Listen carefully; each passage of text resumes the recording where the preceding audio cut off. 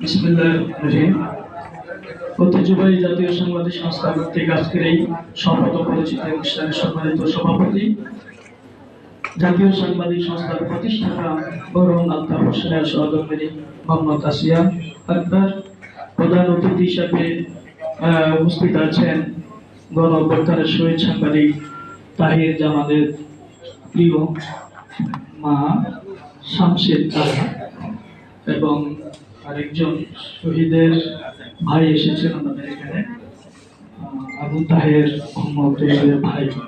আমরা যে কথাটি বলতে চাচ্ছি যে জাতীয় সাংবাদিক সংস্থা আসলে বাংলাদেশ সাংবাদিক জগতের একটি অন্যতম একটি আমরা সংগঠন হিসেবে পরিচিত। এখানে অনেকে আছেন যারা বিভিন্ন পত্রিকার সম্পাদক এবং টেলিভিশনের ডিরেক্টরও এখানে আছেন, অনেকেই বড় বড় দায়িত্বে আছেন। কিন্তু একটি সংগঠন পরিচালনা করতে গেলে একটি ধারাবাহিকতা অবলম্বন করতে হয়।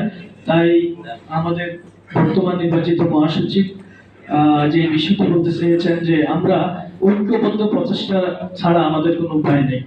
এখানে আমাদের প্রতিষ্ঠাতা মহাসচিব আবু হোসেন সাহেব আছেন। আমি একবার নির্বাচিত মহাসচিব হয়েছিলাম, 2 টার্ম করেছি। যে বিষয়টা আমরা সুস্পষ্ট বলতে চাই, আমরা এখানে ধারাবাহিকতা একটাই, সেটা হলো আমরা সকলে গণমাধ্যম কর্মী। আমাদের এখানে অনেকে আছেন সহসভাপতি এবং যুগ্ম মহাসচিব সহকারে, অনেকেই ওই এলাকা নয় শুধু জাতীয় পর্যায়ের সাংবাদিক। তাই সকলকে আমরা অবশ্যই যথাযথ মর্যাদা দেওয়ার চেষ্টা করব। মোহাম্মদ আলতাফ হোসেন যেভাবে আমাদের সকলকে অন্তরের সাথে আগিয়ে রেখে সংগঠনটি উপহার দিয়েছেন, আশা করি তার বিন্দু মাত্র এখানে কেউ কষ্ট পাবে না।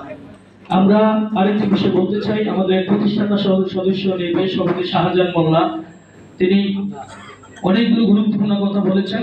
ইনশাআল্লাহ সেটি অক্ষরে পূরণ হবে।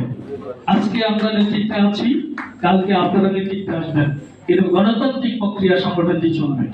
মহাসচিব সুস্পষ্ট বলে দিয়েছেন, যোগ্য মানুষ যেখানেই থাক, বাংলাদেশে যেখানে তার অবস্থান থাকুক, তাকে এনে সংগঠনের দায়িত্ব দিতে এক মুহূর্ত নির্বিঘ্নতা করবেন না।